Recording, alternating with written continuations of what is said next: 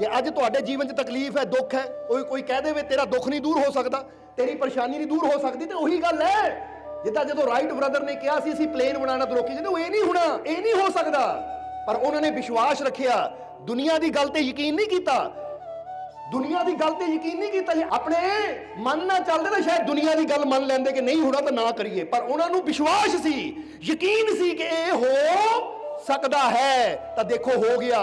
ਜੇ ਅੱਜ ਤੁਹਾਡੇ ਜੀਵਨ 'ਚ ਕੋਈ ਤਕਲੀਫ ਹੈ, ਕੋਈ ਦੁੱਖ ਹੈ, ਕੋਈ ਪਰੇਸ਼ਾਨੀ ਹੈ, ਔਰ ਬੇਸ਼ੱਕ ਡਾਕਟਰ ਕਹਿਣ, ਦੁਨੀਆ ਕਵੇ ਤੇਰਾ ਦੁੱਖ ਨਹੀਂ ਦੂਰ ਹੋ ਸਕਦਾ, ਤੇਰੀ ਪਰੇਸ਼ਾਨੀ ਨਹੀਂ ਦੂਰ ਹੋ ਸਕਦੀ, ਤਾਂ ਤੁਸੀਂ ਡਾਕਟਰਾਂ ਤੇ ਜਾਂ ਦੁਨੀਆ ਦੀ ਗੱਲਾਂ ਤੇ ਯਕੀਨ ਨਾ ਕਰੋ, ਆਪਣੇ ਮਾਲਿਕ ਤੇ ਵਿਸ਼ਵਾਸ ਕਰੋ। ਜੇ ਮਾਲਿਕ ਤੇ ਵਿਸ਼ਵਾਸ ਕਰੋਗੇ ਤਾਂ ਤੁਹਾਡਾ ਉਹ ਦੁੱਖ ਦੂਰ ਹੋ ਜਾਏਗਾ ਔਰ ਤੁਹਾਨੂੰ ਤੰਦਰੁਸਤੀ ਜ਼ਰੂਰ ਮਿਲੇਗੀ। ਇਹ ਵਿਸ਼ਵਾਸ ਚਾਹੀਦਾ ਅੰਦਰ। ਇਸ ਲਈ ਆਇਨਸਟਾਈਨ ਕਹਿੰਦੇ ਆ, ਜੇ ਅੱਜ ਤੂੰ ਬਿਮਾਰ ਹੈ ਨਾ, ਤੈਨੂੰ ਇਹਨਾਂ ਅੱਖਾਂ ਨਾਲ ਆਪਣੀ ਤੰਦਰੁਸਤੀ ਨਜ਼ਰ ਨਹੀਂ ਆਉਂਦੀ। ਅੱਜ ਤੇਰੇ ਘਰ 'ਚ ਕੋਈ ਪ੍ਰੋਬਲਮ ਹੈ, ਤੈਨੂੰ ਉਹਨਾਂ ਦਾ ਕੋਈ ਹੱਲ ਨਜ਼ਰ ਨਹੀਂ ਆਉਂਦਾ, ਤਾਂ ਤੂੰ ਅਕਲ ਨਾਲ ਚਲੇਗਾ ਤਾਂ ਫਿਰ ਉਹ ਪ੍ਰੋਬਲਮ 'ਚ ਹੀ ਫਸਿਆ ਰਹੇਗਾ। ਪਰ ਜੇ ਵਿਸ਼ਵਾਸ ਕਰੇਗਾ ਤਾਂ ਉੱਥੇ ਤੱਕ ਪਹੁੰਚ ਜਾਏਗਾ ਜੋ ਤੈਨੂੰ ਇਹ ਅੱਖਾਂ ਨਾਲ ਦਿਸਦਾ ਨਹੀਂ ਹੈ। ਇੱਕ ਵਿਗਿਆਨਿਕ ਦੀ ਬੋਲ ਹੈ। ਹੁਣ ਤੁਸੀਂ ਆਪਣੇ ਜੀਵਨ 'ਚ ਦੇਖੋ ਕਿਹੜੀ ਚੀਜ਼ ਪਾਣਾ ਚਾਹੁੰਦੇ ਹੋ। ਪਰ ਇੱਕ ਗੱਲ ਫੇਰ ਕਵਾਂਗੇ, ਕਿਸੇ ਦਾ ਬੁਰਾ ਭਾਵਨਾ ਨਾ ਹੋਵੇ, ਬੰਦਾ ਕਹੇ ਮੈਂ ਜੀਵਨ 'ਚ ਚਾਹੁੰਦਾ ਹਾਂ ਉਹ ਬਰਬਾਦ ਹੋ ਜਾਵੇ, ਇਦਾਂ ਦੀ ਭਾਵਨਾ ਨਾ ਹੋਵੇ।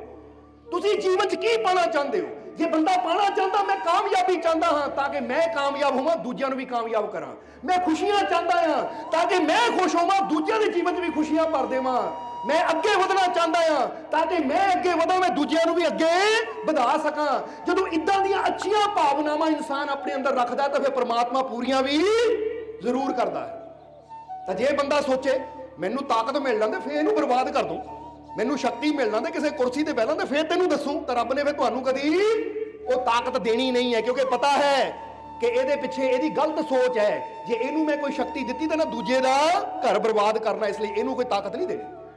ਜਿੱਦਾਂ ਤੁਹਾਨੂੰ ਪਤਾ ਲੱਗ ਜਾਵੇ ਕਿ ਘਰ 'ਚ ਤੁਹਾਡਾ ਬੱਚਾ ਬੜਾ ਗੁੱਸੇਖੋਰ ਹੈ, ਉਹਨੂੰ ਗੱਲ-ਗੱਲ ਤੇ ਗੁੱਸਾ ਆ ਜਾਂਦਾ ਹੈ, ਉਹ ਬੱਚਾ ਤੁਹਾਨੂੰ ਕਹੇ ਡੈਡੀ ਪਿਸਤੌਲ ਲੈ ਦੇ, ਤੁਸੀਂ ਲੈ ਦੋਗੇ ਪਿਸਤੌਲ ਉਹਨੂੰ? ਤੁਸੀਂ ਕਹਿਣਾ ਪੁੱਤ ਤੇਰਾ ਗੁੱਸਾ ਹੀ ਏਦਾਂ ਦਾ, ਪਿਸਤੌਲ ਤੈਨੂੰ ਲੈ ਦਿੱਤੀ ਤਾਂ ਤੂੰ ਤਾਂ ਘਰ ਦੇ ਵਿੱਚ ਹੀ ਜਾਂ ਗੁਆਂਢੀਆਂ ਨੂੰ ਕਿਸੇ ਨੂੰ ਗੋਲੀ ਮਾਰ ਦੂੰ। ਤੁਸੀਂ ਕਿਹਨੂੰ ਚੀਜ਼ ਦਿੰਦੇ ਹੋ ਜਿਹਨੂੰ ਪਤਾ ਹੈ ਕਿ ਇਹ ਲੈਣ ਦੇ ਲਾਇਕ ਹੈ, ਇਹਨਾਂ ਇਸ ਦੇ ਨਾਲ ਕਿਸੇ ਦਾ ਬੁਰਾ ਨਹੀਂ ਕਰਨਾ, ਕਿਸੇ ਦਾ ਭਲਾ ਕਰਨਾ ਹੈ। ਹੁਣ ਸਾਡੀ ਸਰਕਾਰ ਫੌਜੀਆਂ ਦੇ ਹੱਥਾਂ 'ਚ ਗਨ ਫੜਾ ਦਿੰਦੀ ਹੈ ਜਾਂ ਪੁਲਿਸਮੈਨਾਂ ਦੇ ਹੱਥਾਂ ਵਿੱਚ ਪਿਸਤੌਲ ਫੜਾ ਦਿੰਦੀ ਹੈ। ਕਿਉਂ? ਕਿਉਂਕਿ ਪਤਾ ਹੈ ਕਿ ਇਹਦੇ ਨਾਲ ਇਹਨਾਂ ਨੇ ਦੇਸ਼ ਦੀ ਰੱਖਿਆ ਕਰਨੀ ਹੈ, ਕੁਝ ਅੱਛਾ ਕਰਨਾ ਹੈ, ਕਿਸੇ ਦਾ ਬੁਰਾ ਨਹੀਂ ਕਰਨਾ। ਜੇ ਬੁਰੇ ਦੀ ਭਾਵਨਾ ਆ ਗਈ ਤਾਂ ਨਾਲ ਹੀ ਉਹਦੇ ਕੋਲੋਂ ਚੀਜ਼ ਖੋਲਣੀ ਕਿ ਨਹੀਂ? ਜਵਾਬ ਦਿਓ ਸਾਨੂੰ। ਹੁਣ ਜੇ ਤੁਸੀਂ ਇਹ ਸੋਚੋ ਮੈਨੂੰ ਰੱਬ ਤਾਕਤ ਦੇਵੇ ਫਿਰ ਮੈਂ ਉਹਨੂੰ ਦੱਸੂ, ਮੈਨੂੰ ਰੱਬ ਪੈਸਾ ਦੇਵੇ ਫਿਰ ਉਹਨੂੰ ਦੱਸੂ, ਤਾਂ ਰੱਬ ਨੇ ਕਹਿਣਾ ਜਾ ਭਾਈ ਮੈਂ ਤੈਨੂੰ ਦੇਣਾ ਹੀ ਕੁਛ ਨਹੀਂ, ਤਾਂ ਕਿ ਤੈਨੂੰ ਦੱਸ ਹੀ ਨਾ ਪਾਵੇ, ਤੂੰ ਵੀ ਖੁਸ਼ ਰਵੇਂ ਉਹ ਵੀ ਖੁਸ਼ ਰਵੇ। ਤਾਂ ਜੇ ਤੁਸੀਂ ਸੋਚੋ ਜੇ ਰੱਬ ਮੈਨੂੰ ਦੇਏਗਾ ਤਾਂ ਮੈਂ ਇਹਦੇ ਨਾਲ ਦੂਜਿਆਂ ਦੀ ਮਦਦ ਕਰਨੀ ਹੈ, ਜੇ ਰੱਬ ਮੈਨੂੰ ਕੁਝ ਦੇਏਗਾ ਤਾਂ ਇਹਦੇ ਨਾਲ ਦੂਜਿਆਂ ਦੀ ਹੈਲਪ ਕਰਨੀ ਹੈ, ਕਿਉਂਕਿ ਤੁਹਾਡੀ ਸੋਚ ਚੰਗੀ ਹੈ, ਔਰ ਜਦੋਂ ਸੋਚ ਚੰਗੀ ਹੈ ਤਾਂ ਪ੍ਰਮਾਤਮਾ ਫਿਰ ਦਿੰਦਾ ਵੀ ਜ਼ਰੂਰ ਹੈ। ਕਿਉਂਕਿ ਇੱਕ ਗੱਲ ਹਮੇਸ਼ਾ ਯਾਦ ਰੱਖੋ, ਬੰਦਾ ਇਹ ਗੱਲ ਆਪਣੇ ਅੰਦਰ ਬਿਠਾ ਲਵੇ ਕਿ ਸਭ ਦੀ ਖੁਸ਼ੀ ਵਿੱਚ ਹੀ ਮੇਰੀ ਖੁਸ਼ੀ ਹੈ, ਸਭ ਦੀ ਕਾਮਯਾਬੀ ਵਿੱਚ ਹੀ ਮੇਰੀ ਕਾਮਯਾਬੀ ਹੈ, ਸਭ ਦੀ ਸ਼ਾਂਤੀ ਵਿੱਚ ਹੀ ਮੇਰੀ ਸ਼ਾਂਤੀ ਹੈ। ਨਹੀਂ ਤਾਂ ਜ਼ਰਾ ਸੋਚ ਕੇ ਦੇਖੋ, ਜੇ ਤੁਸੀਂ ਕਹੋ ਮੈਂ ਸ਼ਾਂਤ ਆ ਪਰ ਤੁਹਾਡੇ ਆਲੇ ਦੁਆਲੇ ਅਸ਼ਾਂਤੀ ਹੈ ਤਾਂ ਤੁਸੀਂ ਕਿੰਨਾ ਚਿਰ ਤੱਕ ਸ਼ਾਂਤ ਰਹੋਗੇ? ਤੁਹਾਡੇ ਅੰਦਰ ਸ਼ਾਂਤੀ ਬਣੀ ਰਵੇ ਉਹਦੇ ਵਾਸਤੇ ਜ਼ਰੂਰੀ ਹੈ ਬਾਹਰ ਦਾ ਮਾਹੌਲ ਵੀ ਸ਼ਾਂਤ ਬਣਿਆ ਰਵੇ। ਸਮਝਦੇ ਹੋ ਕਿ ਨਹੀਂ? ਤੁਹਾਡੇ ਜੀਵਨ 'ਚ ਪਿਆਰ ਉਦੋਂ ਆਏਗਾ ਜਦੋਂ ਬਾਹਰਲਾ ਮਾਹੌਲ ਵੀ ਪ੍ਰੇਮਮय ਬਣਿਆ ਰਵੇ। ਇਸ ਲਈ ਜਿਹਦੇ ਬੰਦੇ ਦੀ ਭਾਵਨਾ ਨੇਕ ਹੁੰਦੀ ਹੈ, ਅੱਛੀ ਹੁੰਦੀ ਹੈ, ਤਾਂ ਫਿਰ ਉਹਨੂੰ ਕਾਮਯਾਬੀ, ਸਫਲਤਾ, ਖੁਸ਼ੀਆਂ ਵੀ ਪ੍ਰਮਾਤਮਾ ਜ਼ਰੂਰ ਦਿੰਦਾ ਹੈ। ਇਸ ਲਈ ਤਰਕ ਤੁਹਾਨੂੰ ਕਿੱਥੇ ਲੈ ਕੇ ਜਾਏਗਾ? ਏ ਤੋਂ ਬੀ ਤੱਕ, ਊੜੇ ਤੋਂ ਐੜੇ ਤੱਕ, ਪਰ ਤੁਹਾਡਾ ਵਿਸ਼ਵਾਸ ਤੁਹਾਨੂੰ ਉੱਥੇ ਤੱਕ ਲੈ ਜਾਏਗਾ ਜਿੱਥੇ ਤੱਕ ਤੁਹਾਡੀ ਨਜ਼ਰ ਦੇਖ ਨਹੀਂ ਸਕਦੀ, ਤੁਹਾਡਾ ਮਨ ਸੋਚ ਨਹੀਂ ਸਕਦਾ। ਤੁਹਾਡਾ ਵਿਸ਼ਵਾਸ ਤੁਹਾਨੂੰ ਉੱਥੇ ਲੈ ਜਾਏਗਾ। ਇਸ ਲਈ ਜੇ ਅੱਜ ਤੁਹਾਡਾ ਕੋਈ ਕੰਮ ਨਹੀਂ ਹੁੰਦਾ, ਅੱਜ ਤੁਹਾਡੇ ਜੀਵਨ 'ਚ ਕੁਝ ਰੁਕਾਵਟਾਂ ਹੈ, ਤਾਂ ਡਰੋ ਨਾ, ਵਿਸ਼ਵਾਸ ਰੱਖੋ ਕਿ ਮੈਨੂੰ ਆਪਣੇ ਮਾਲਕ ਤੇ ਪੂਰਾ ਯਕੀਨ ਹੈ, ਮੈਨੂੰ ਕਾਮਯਾਬੀ ਜ਼ਰੂਰ ਮਿਲੇਗੀ। ਕਹਿ ਦਿਓ ਇੱਕ ਵਾਰ, ਮੈਨੂੰ ਆਪਣੇ ਮਾਲਿਕ ਤੇ ਪੂਰਾ ਯਕੀਨ ਹੈ, ਮੈਨੂੰ ਕਾਮਯਾਬੀ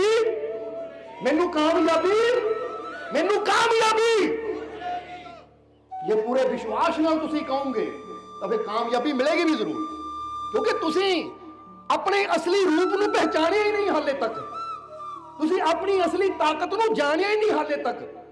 ਜੇ ਤੁਸੀਂ ਆਪਣੇ ਅਸਲੀ ਰੂਪ ਨੂੰ ਪਹਿਚਾਣ ਲਵੋ, ਆਪਣੀ ਅਸਲੀ ਤਾਕਤ ਨੂੰ ਪਹਿਚਾਣ ਲਵੋ, ਤਾਂ ਫਿਰ ਤੁਹਾਡੇ ਵਾਸਤੇ ਕੋਈ ਵੀ ਕੰਮ ਮੁਸ਼ਕਿਲ ਨਹੀਂ ਹੋਏਗਾ। ਹੁਣ ਤੁਸੀਂ ਪਹਿਚਾਣਦੇ ਹੋ ਆਪਣੀ ਅਸਲੀ ਤਾਕਤ ਨੂੰ? ਪਹਿਚਾਣਦੇ ਹੋ? ਨਹੀਂ। ਚਲੋ ਆਹ ਦੱਸੋ, ਆਹ ਕੀ ਹੈ? ਜਰਾ ਜਵਾਬ ਦਿਓ। ਸਾਰੇ ਦੇਖ ਰਹੇ ਹੋ ਨਾ, ਕੀ ਹੈ ਇਹ? ਔਰ ਆਹ ਜਿੱਤੇ ਅਸੀਂ ਬੈਠੇ ਕੀ ਹੈ? ਜਵਾਬ ਨਹੀਂ ਆਇਆ, ਜ਼ੋਰ ਨਾਲ ਬੋਲੋ ਜਰਾ। ਜਿੱਤੇ ਅਸੀਂ ਬੈਠੇ ਕੀ ਹੈ? ਔਰ ਇਹ ਕੀ ਹੈ? ਔਰ ਆਹ ਕੀ ਹੈ ਜੋ ਸਾਡੇ ਹੱਥ 'ਚ ਹੈ? ਵਾਕਈ ਗਲਾਸ ਹੈ। ਜਰਾ ਗੌਰ ਕਰੋ।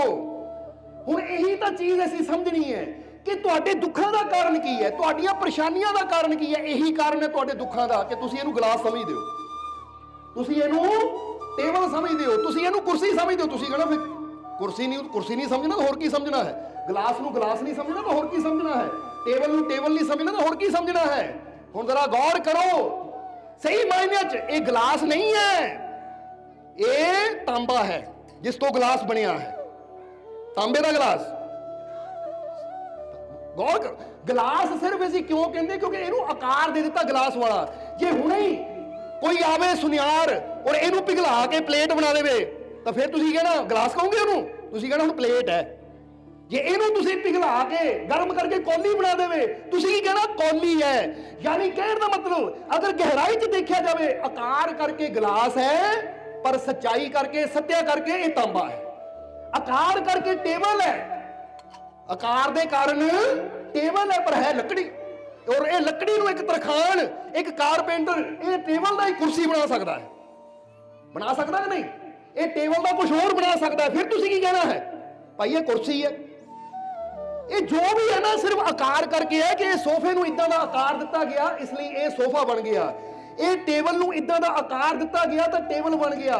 ਇਹ ਗਲਾਸ ਨੂੰ ਇਦਾਂ ਦਾ ਆਕਾਰ ਦਿੱਤਾ ਗਿਆ, ਗਲਾਸ ਬਣ ਗਿਆ। ਉਹਨੂੰ ਬੋਤਲ ਹੋਵੇ ਨਾ ਕੋਈ, ਆਹ ਕੀ ਹੈ? ਬੋਤਲ ਹੈ। ਪਰ ਦੇਖਿਆ ਜਾਵੇ ਉਹਨੂੰ ਆਕਾਰ ਬੋਤਲ ਦਿੱਤਾ ਹੈ ਤਾਂ ਪਲਾਸਟਿਕ ਦੀ ਬੋਤਲ ਹੁੰਦੀ ਹੈ ਕਿ ਨਹੀਂ? ਬਿਸਲਰੀ ਵਗੈਰਾ ਕਿਨਲੇ ਹੈ ਤਾਂ ਪਲਾਸਟਿਕ। ਹੁਣ ਉਹ ਪਲਾਸਟਿਕ ਨੂੰ ਪਿਘਲਾ ਕੇ ਤੁਸੀਂ ਕੁਝ ਵੀ ਬਣਾ ਲਓ। ਹੁਣ ਅੱਜ ਹੁੰਦਾ ਕੀ ਹੈ? ਇਨਸਾਨ ਪਿਛਲੀ ਸੱਚਾਈ ਨੂੰ ਨਹੀਂ ਸਮਝਦਾ, ਬਸ ਆਕਾਰਾਂ ਦੇ ਧੋਖੇ 'ਚ ਬੈਠਾ ਰਹਿੰਦਾ ਹੈ। ਇੱਥੇ ਅਸੀਂ ਦੱਸਣਾ ਕੀ ਚਾਹੁੰਦੇ ਹਾਂ ਕਿ ਜਿੱਦਾਂ ਦੱਸਿਆ, ਇਹ ਗਲਾਸ ਦਾ ਆਕਾਰ ਗਲਾਸ ਵਾਲਾ ਹੈ, ਪਰ ਇਹਦੀ ਸੱਚਾਈ ਹੈ ਤਾਂਬਾ। ਇਹ ਟੇਬਲ ਦਾ ਆਕਾਰ ਲੇਬਲ ਵਾਲਾ ਹੈ, ਪਰ ਇਹਦੀ ਸੱਚਾਈ ਹੈ, ਅਸਲੀਅਤ ਹੈ ਲੱਕੜ।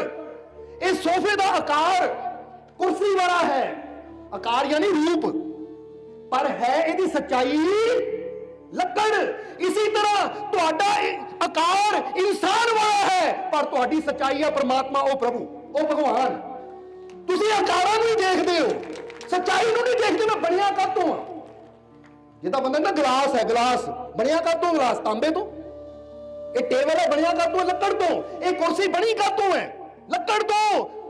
ਹੁਣ ਤੁਸੀਂ ਆਕਾਰਾਂ ਨੂੰ ਦੇਖੋਗੇ, ਔਰਤ ਹੈ, ਇਹ ਮਰਦ ਹੈ, ਬੱਚਾ ਹੈ, ਬੁੜਾ ਹੈ, ਪਰ ਬਣੇ ਕਾਹਤੋਂ? ਤੁਸੀਂ ਸੱਚਾਈ ਦੱਸੋ ਸਾਨੂੰ, ਕਾਹਤੋਂ ਬਣੇ ਹੋ? ਕਿਹਨਾਂ ਤੁਹਾਨੂੰ ਪੈਦਾ ਕੀਤਾ ਹੈ?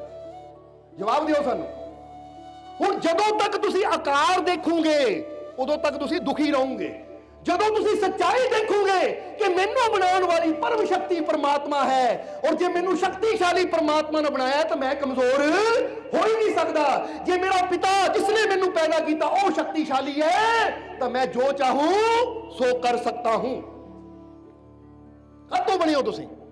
ਆਕਾਰ ਨੂੰ ਨਾ ਦੇਖੋ। ਆਕਾਰ ਤਾਂ ਇੱਥੇ ਬਣੇ, ਇੱਥੇ ਰਹਿ ਜਾਣੇ, ਕਿਉਂਕਿ ਅੱਜ ਹੈ, ਕੱਲ ਨੂੰ ਮੌਤ ਹੋ ਗਈ। ਜਿਹੜੇ ਚਿਤਾ ਦੇ ਸਾੜ ਦਿੱਤਾ ਏਦਾਂ ਇੱਕ ਨਾ ਛੋਟਾ ਜਿਹਾ ਮਟਕਾ ਲੈਂਦੇ, ਉਹ ਚਿਰਾਗ ਜੀ ਪਾ ਕੇ ਲਿਆਂਦੇ ਆ, ਆਹ ਲੈ ਹੁਣ ਕਿੱਥੇ ਗਿਆ ਆਕਾਰ? ਉਹ ਇਹ ਆਕਾਰ ਤਾਂ ਬਦਲਦੇ ਰਹਿੰਦੇ ਐ। ਬਦਲਦੇ ਆ ਕਿ ਨਹੀਂ? ਸੱਚ ਦੱਸਿਓ ਤੁਸੀਂ। ਹੁਣ ਜਿੰਨੇ ਤੁਸੀਂ ਸਿਆਣੇ ਬੈਠੇ ਹੋ, ਬਚਪਨ 'ਚ ਤੁਸੀਂ ਕਿੱਦਾਂ ਦੇ ਸੀ? ਇਦਾਂ ਦੇ ਸੀ ਤੁਸੀਂ? ਬਚਪਨ 'ਚ ਆਕਾਰ ਕੁਝ ਹੋਰ ਸੀਗਾ ਕਿ ਨਹੀਂ?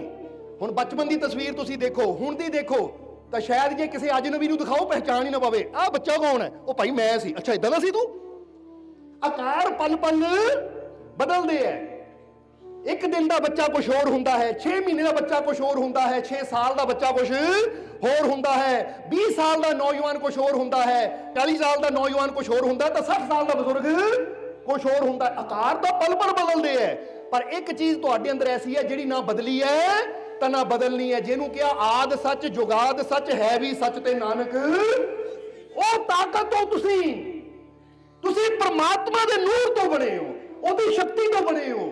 ਜਦੋਂ ਤੱਕ ਆਕਾਰ ਦੇਖਦੇ ਰਵਾਂਗੇ ਦੁਖੀ ਰਵਾਂਗੇ, ਕਿਉਂਕਿ ਦੁੱਖ ਆਕਾਰਾਂ ਨੂੰ ਆ ਸਕਦਾ, ਨਿਰੰਕਾਰ ਨੂੰ ਨਹੀਂ ਆ ਸਕਦਾ। ਜਦੋਂ ਆਪਣੇ ਅੰਦਰਲੀ ਸ਼ਕਤੀ ਨੂੰ ਜਾਣ ਲਿਆ ਕਿ ਮੈਂ ਉਹ ਪਰਮ ਪਿਤਾ ਪਰਮਾਤਮਾ ਦੇ ਨੂਰ ਤੋਂ ਬਣਿਆ ਹਾਂ, ਜੇ ਮੇਰਾ ਬਾਪ ਸ਼ਕਤੀਸ਼ਾਲੀ ਹੈ ਤਾਂ ਮੈਂ ਕਮਜ਼ੋਰ ਹੋ ਹੀ ਨਹੀਂ ਸਕਦਾ। ਇਸ ਲਈ ਕੀ ਹੋ ਤੁਸੀਂ? ਇਹ ਸਰੀਰ ਹੋ। ਕਈ ਕਹਿੰਦਾ ਨਾਸ਼ਵਰ ਹਾਂ ਮੈਂ ਤਾਂ। ਭਾਈ ਫਿਰ ਤੂੰ ਨਾਸ਼ਵਰ ਹੀ ਰਹਿਣਾ ਹੈ, ਫਿਰ ਤੂੰ ਪਹਿਚਾਣੀ ਨਾ ਆਪਣੇ ਆਪ ਨੂੰ ਕਿ ਤੂੰ ਪਰਮਾਤਮਾ ਦੀ ਅੰਸ਼ ਹੈ, ਤੂੰ ਪਰਮਾਤਮਾ ਦਾ ਭਗਵਾਨ ਦਾ ਬੱਚਾ ਆ। ਉਹਦੀ ਤਾਕਤ ਹੈ ਤੇਰੇ ਅੰਦਰ, ਉਹਦੇ ਨੂਰ ਤੋਂ ਬਣਿਆ ਹੈ। ਇਸ ਲਈ ਜੇ ਤੂੰ ਮਿੱਟੀ ਦਾ ਸਰੀਰ ਹੁੰਦਾ ਤਾਂ ਇੱਕ ਗੱਲ ਦਾ ਜਵਾਬ ਦੇਣਾ ਸਾਨੂੰ, ਜੇ ਤੁਸੀਂ ਮਿੱਟੀ ਦੇ ਸਰੀਰ ਹੁੰਦੇ ਤਾਂ ਜਦੋਂ ਪਰਮਾਤਮਾ ਦਾ ਨੂਰ ਯਾਨੀ ਉਹ ਆਤਮਾ ਨਿਕਲ ਜਾਂਦੀ ਹੈ ਤਾਂ ਫਿਰ ਤੁਹਾਡਾ ਮਿੱਟੀ ਦਾ ਸਰੀਰ ਹਰਕਤ ਕਿਉਂ ਨਹੀਂ ਕਰਦਾ? ਫਿਰ ਬੋਲਦਾ ਕਿਉਂ ਨਹੀਂ, ਦੇਖਦਾ ਕਿਉਂ ਨਹੀਂ, ਸੁਣਦਾ ਕਿਉਂ ਨਹੀਂ, ਤੁਰਦਾ ਕਿਉਂ ਨਹੀਂ, ਖਾਂਦਾ ਕਿਉਂ ਨਹੀਂ, ਪੀਂਦਾ ਕਿਉਂ ਨਹੀਂ? ਇਹਦਾ ਮਤਲਬ ਕੀ ਹੈ ਕਿ ਤੁਸੀਂ ਮਿੱਟੀ ਦਾ ਸਰੀਰ ਨਹੀਂ ਹੋ, ਤੁਸੀਂ ਉਹ ਆਤਮਾ ਹੋ ਜੋ ਪਰਮਾਤਮਾ ਦੀ ਅੰਸ਼ ਹੈ। ਜਦ ਤੱਕ ਉਹ ਆਤਮਾ ਇਹ ਸਰੀਰ ਅੰਦਰ ਹੈ, ਤੁਸੀਂ ਤੁਰਦੇ ਹੋ, ਫਿਰਦੇ ਹੋ, ਖਾਂਦੇ ਹੋ, ਪੀਂਦੇ ਹੋ, ਔਰ ਜਿੱਦਾਂ ਹੀ ਆਤਮਾ ਨਿਕਲੀ ਤੁਸੀਂ ਮੁਰਦਾ। ਫਿਰ ਤੁਸੀਂ ਕੌਣ ਹੋ? ਉਹ ਸਰੀਰ, ਉਹ ਤਾਂ ਹੁਣ ਵੀ ਪਿਆ ਹੈ, ਪਿਆ ਰਹਿੰਦਾ ਕਿ ਨਹੀਂ? ਮੁਰਦੇ ਦਾ ਸਰੀਰ ਉਹ ਤਾਂ ਹੁਣ ਵੀ ਪਿਆ, ਹੁਣ ਨਹੀਂ ਉੱਠਦਾ। ਹੁਣ ਕਹੋ ਉਹਨੂੰ ਪਾਪਾ ਉੱਠ ਜਾਂ ਬੇਬੇ ਉੱਠ, ਕਹੋ ਉਹਨੂੰ, ਉੱਠੇਗੀ ਉਹ।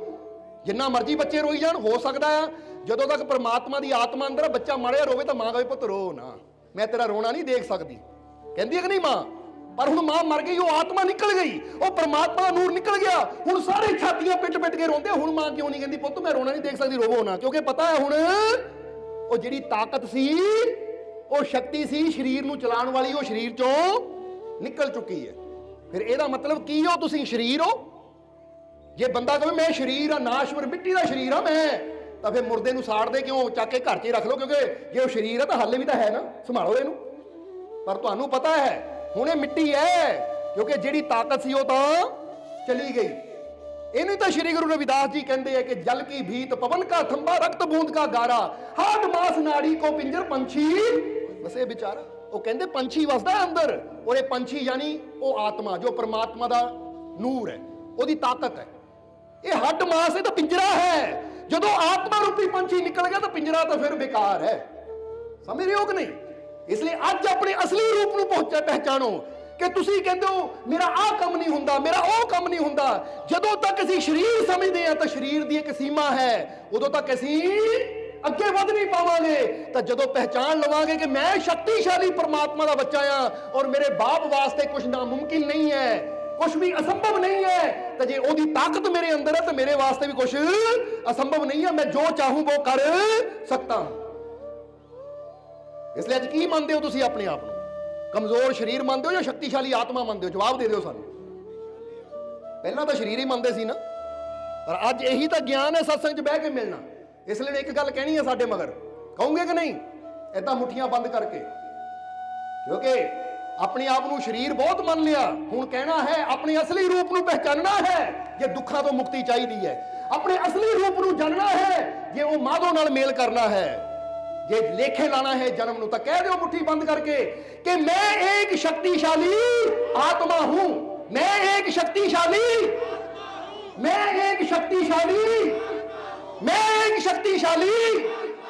बस मैं एक शक्तिशाली आत्मा हाँ, मैं कोई कमजोर नहीं हाँ। कोई दुनिया की ताकत मैनू कामयाब होने तो नहीं रोक सकती, क्योंकि मैं शक्तिशाली बाप का शक्तिशाली बच्चा है। कोई चीज, कोई बुरी चीज मेरे ते असर नहीं कर सकती, कोई बुरी नजर मेरे ते असर नहीं कर सकती, कोई जादू टूना मेरे ते असर नहीं कर सकता, क्योंकि मैं शक्तिशाली बाप का बच्चा है। अज बंदा अपने अंदर बैठी शक्ति नूं नहीं पहचानता, बस अपने आप नूं इन्ना कमजोर बंदा समझ लेंदा है, इन्ना कमजोर कि बाहरलियां माड़ियां माड़ियां चीज़ां नूं डरा दिंदियां है। जिद्दां असीं कई बार दस्सिया ना, हुण तुसीं आ चौराहे विच एक निंबू रख के उहदे आले दुआले लाल रंग छिड़क दिओ, देखो किद्दां लोक है टूना है भाई लागे ते नहीं लंघना। ਉਹ ਨਿੱਕ ਨਿੱਕੀਆਂ ਚੀਜ਼ਾਂ ਤੁਹਾਡੇ ਅੰਦਰ ਇੰਨਾ ਡਰ ਪੈਦਾ ਕਰ ਦਿੰਦੀਆਂ ਹੈ ਕਿ ਤੁਸੀਂ ਆਪਣੇ ਬਾਪ ਦੀ ਸ਼ਕਤੀ ਨੂੰ ਭੁੱਲ ਹੀ ਜਾਂਦੇ ਹੋ।